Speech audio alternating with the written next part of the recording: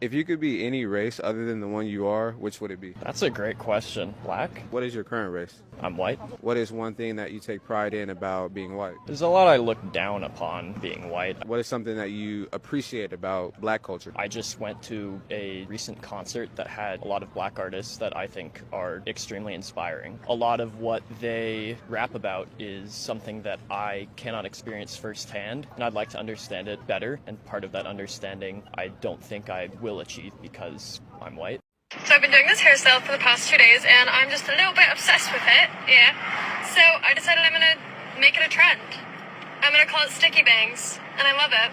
So if you want a tutorial, just tell me you want one. How do you think that Gen Z's changed fashion as a whole? Some kids are like so crazy right now. Some kids are like, I only wear thrifted stuff, so like kind of like split. Right, like I think it's this like revitalized revolutionist. I think we're starting to reuse a lot of the stuff, and I don't think it's looked down upon to reuse like pieces very often. Like I'll see a lot of Y2K mixed with like 70s and 80s. A big wave of independent designers and brand thrifting platforms like Depop. Fashion's changing, like Gen Z is like adapting as like we're these rebels and like we're bringing this new revolution of fashion.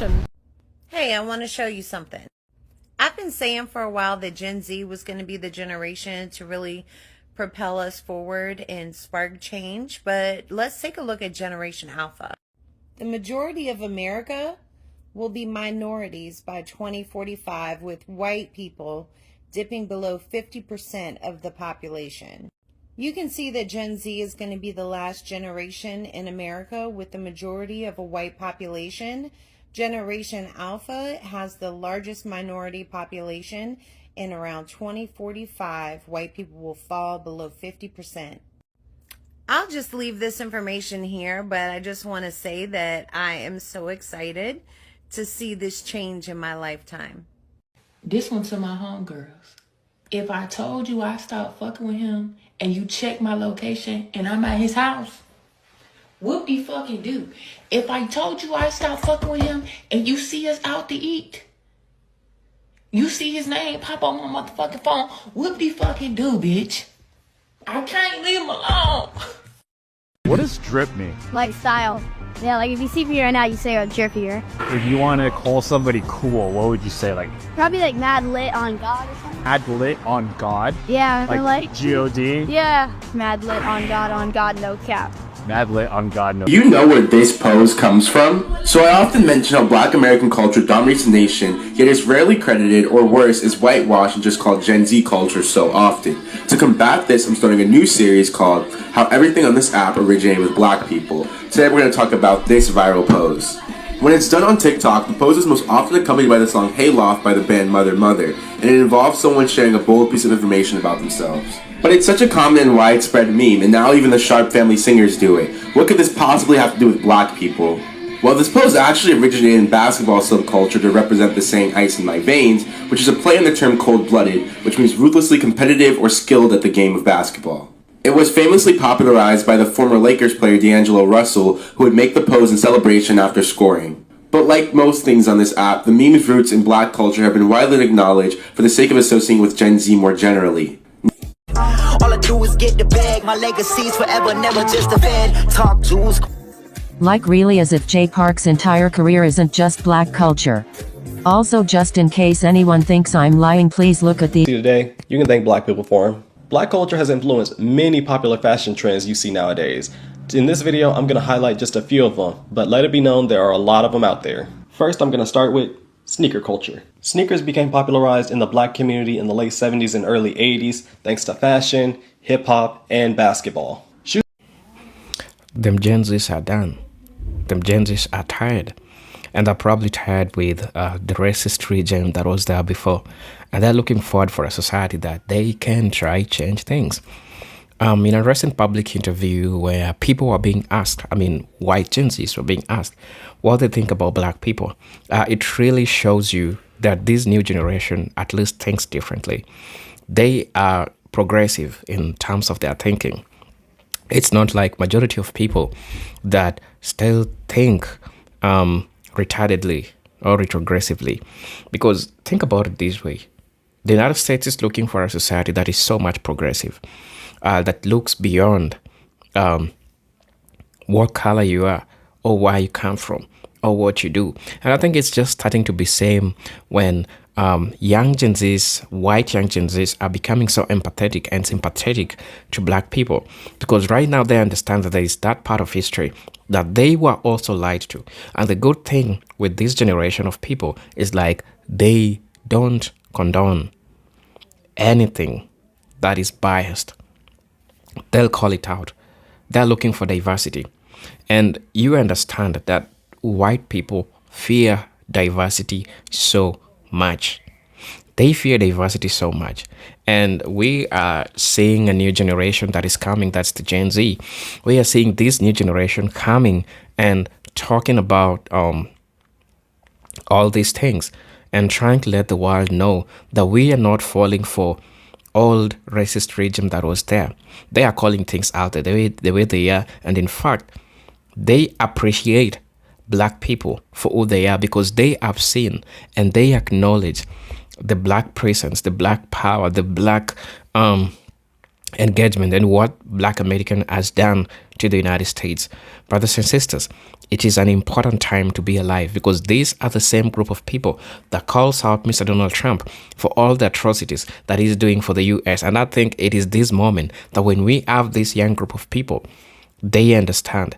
Majority of young people are pro-black, and this is just a good message to black people, because it proves majority of the things that black people have been saying. Even the Bible says, when the right time will come, God's chosen people will be known everywhere. They will take over. Their presence will start being filled and being felt. And right now, you are seeing this happening in real time, and this is just a good information. So brothers and sisters, I'm your host and pre Zenta Genetic Stories, and if you're watching me for the first time, I'm asking you to please subscribe to the channel, join the membership, and really get to see what I can offer you. For those who are always coming back supporting my video, man, I'm really grateful for the support that you are giving me. So until then, I want us to get right into it. I'll be back with my thoughts and commentaries in regards to this. Stay tuned.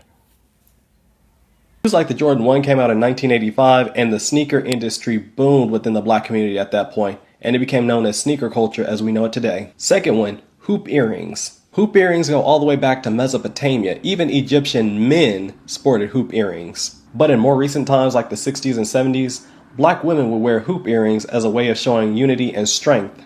In the 90s, groups like Salt and Pepper famously began wearing bamboo earrings, being called ghetto for this style. Today, hoops are seen as a staple of fashion for many women, thanks to the black women that paved the way. Third, I want to talk about long acrylic nails, and I want to highlight FloJo. If you don't know, she was once the fastest woman in the world. FloJo would often run at events with long nails that were 4 to 6 inches long with bold colors and designs.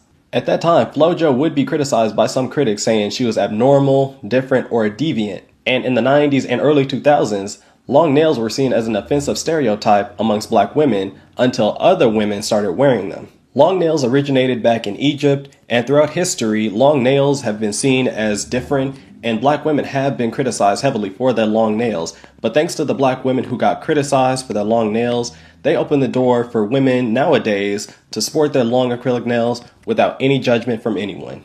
Streetwear emerged in the 80s around the same time that hip-hop emerged. And I'm going to make a whole nother video about streetwear, but the same young people of color that were wearing streetwear at that time were the same people that were victim of the systemic injustices, especially Ronald Reagan's war on drugs. Black people were heavily criticized by the streetwear that they wore in the 80s and oftentimes were targeted because of it.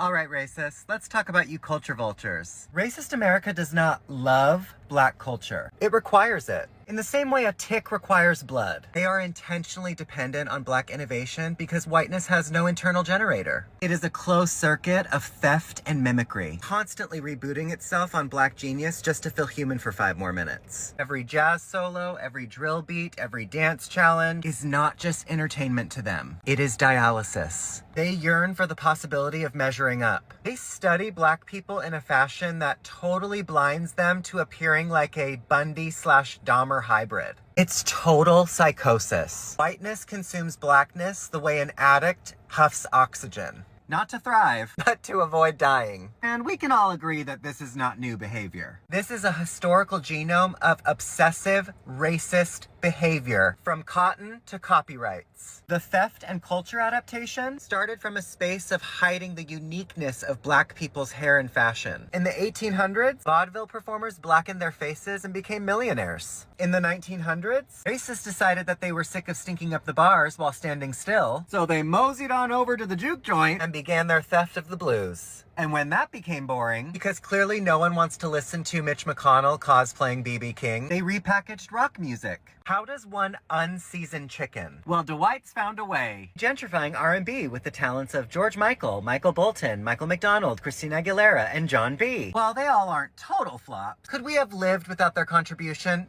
Absolutely. In the 2000s, they whitewashed hip-hop, and then staged Kanye making Taylor Swift a victim. All she had to be was be Jasmine Sullivan and be good enough to release music without a scandal or some award show scheme. In the 2020s, TikTok bans black creators but rewards the mimic class with brand deals. Whiteness doesn't create culture. It loots it, drains it, and then gatekeeps it, as if its hands were dripping in blood and glitter. While we are grateful for the contributions of the artists mentioned, we must ask ourselves, why? Why do we need white artists in an industry where they are swallowed whole without some huge circus to catch everyone's attention? Yet a full export of black culture to the rest of the world, basically saying, hey, look, China, we have the gold over here. Therefore, you must do what we say. They want so badly to own black culture when they don't have the ability to contribute or create one part of it. To love black culture while fearing black people is state-sponsored schizophrenia. You can't cheer for LeBron, but call Tamir Rice threatening. They want the bass of black music, but none of the memory of violence and theft encoded in the chord. They want the hips, the lips, the slang, but not the screams. Why are they obsessed? Because blackness is aliveness. It's spiritual elasticity. It's memory under pressure that sings instead of breaks. Black people are everything that everyone else can't be. Every time they imitate black culture, it's them admitting that black people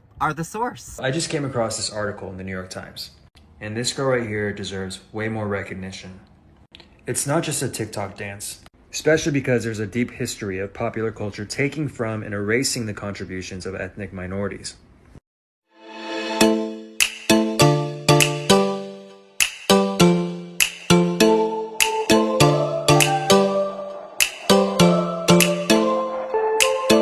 Black people are the cool. They're the make things cool. They're the culture drivers of America without Cultural question. filters, In for some sure. ways, I guess that's maybe ancient Greece. What's democracy if not the original hip hop? How everything filtered out from that. Kind of, the same way. Love it when you call me Big Son. The same way music's been taking from black people forever. Everyone's kind of been taking our shit between philosophy and. And speaking speaking of the music industry, I feel like black people have contributed so much to just like pop culture altogether. Oh, for sure. You know what I mean? Yeah. Black people have contributed, we are honestly trendsetters, down to our nails, super long nails, our hoop earrings, our braids, Yeah. high heels.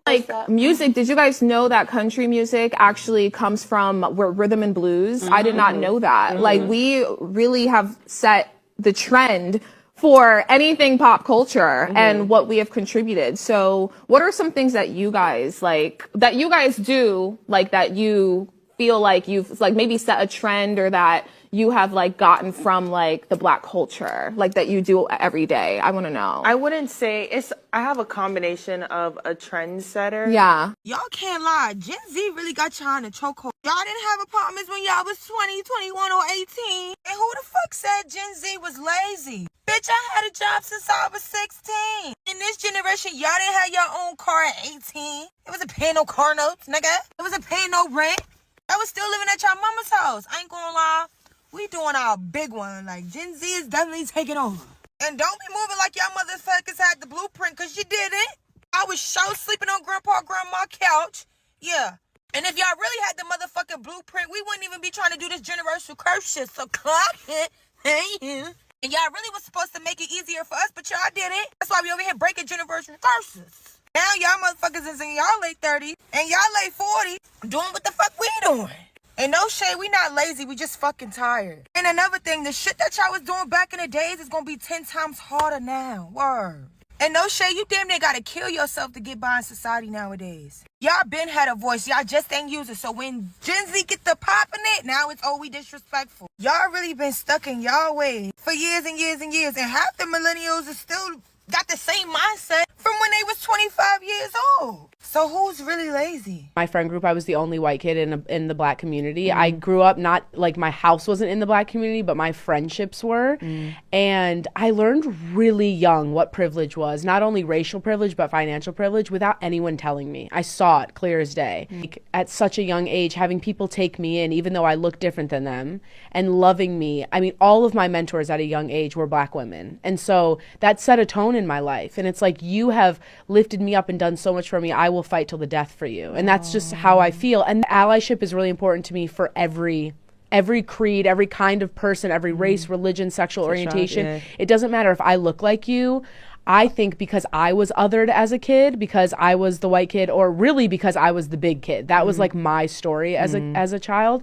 I think when you're othered like that, it allows you to have empathy for people that are othered, no matter what they experience. White people are becoming anti-racist, and I never thought that I would see that in my lifetime. What do I mean by that? Well, for a long time, people thought it was just enough to like not be racist. Oh, like, well, I'm not racist, but you live with a man who is a bigot, who speaks badly about black people, other people of color, and you say nothing. I think objectively, that's still racism. Now, anti-racist, on the other hand, is people who see racism and actively speak out against racism.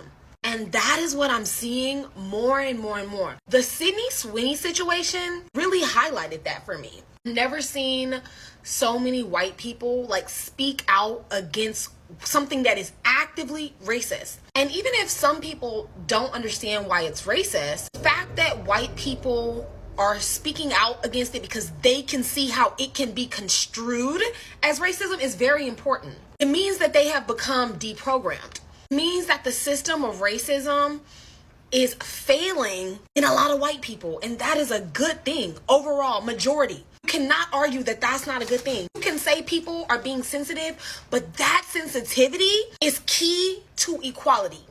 Dr. Martin Luther King would be proud. Because one thing he spoke about in his letters from Birmingham jail is the white moderate. The white moderate is the group of people who never speak out against racism, who hate racism, but they just one day believe things will change. And that's not how change works. Change is something that is actively sought after. So if you want to see change, you have to be the change that you want to see. So seeing white people be actively anti-racist is a huge improvement in society. So good job. You guys are doing really good. I'm super proud of you. Keep going. I'm just gonna say it, right? If more people, more white people would stand up against racism, we could probably get it to damn near end, y'all. I'll stand up for it. I know racism isn't right, but I need more white people to jump on this train to help me take a stand against racism. There are white people out here, y'all, that's got people thinking that we are all racist when that is not what's going on. So we have got to put a message out to take a stand against racism. Like, I will start it off. I don't care. I will stand alone in it if I have to. But if you're a white person and you're with me on this, help me push the content out. There's only one way to do this, and it comes with just being in unison. That's the only way. There is power in numbers, y'all. I don't care if you're black, Mexican, Indian, Asian, whatever it is that your race, ethnicity is. You don't have to be white for me to like you. And everybody else that feels this way, I need you to get on this train right now. Hey, what's up, y'all? How you doing? I'm hoping that you are doing great from wherever you're watching this from. I'm your host and presenter, Genz Stories. It's a beautiful day that God has granted unto us, and I think the most important thing is just to see the light. It's grateful that we have those people that planned to wake up in the morning but didn't wake up. So we are so grateful for life. We are so grateful for God's sufficiency, for keeping us, for making us alive. Brothers and sisters, I want us to have a chat. Because honestly, what you are seeing is happening is the revolution that America really needed for the longest time. And I think right now, the black ancestors' effort, the black people's effort, even right now, we are seeing they are bearing fruits. And the fruits are people are now starting to understand diversity. And this is what initial white Americans feared so much. The older generations, they feared this so much because there's this feeling of being wiped away, that the feeling of whiteness being wiped away. But who are the Gen Zs? They don't give a damn about it. All they want, they just want the truth. All they just want everything to be right and how everything should be. So this is a perfect example of the people that we are trying to talk about right now. These are the Gen Zs that are trying to bring change. They are trying to show the world like this is how it's supposed to be. And this is how they are supposed to be operating, right? So somebody is saying that they've been choosing black culture since the 2000s. That's where the word Uyghur came from. And really, even before that, hip-hop has just been one of the only things that they haven't completely taken from black culture and erased black people out of it. So somebody is saying people have been embracing the black culture. People have been embracing all these changes that are happening. And it is a good message to black people because understand that how can we appreciate diversity when we look down upon a given race of people because a person looks black? You don't expect diversity in certain kind of places. But right now we are like seeing that happen. Right now we are having to see that happen. And so it makes sense. It makes a lot of sense seeing this happen. So people are understanding and people are appreciating how black Americans have played a pivotal role in shaping the United States.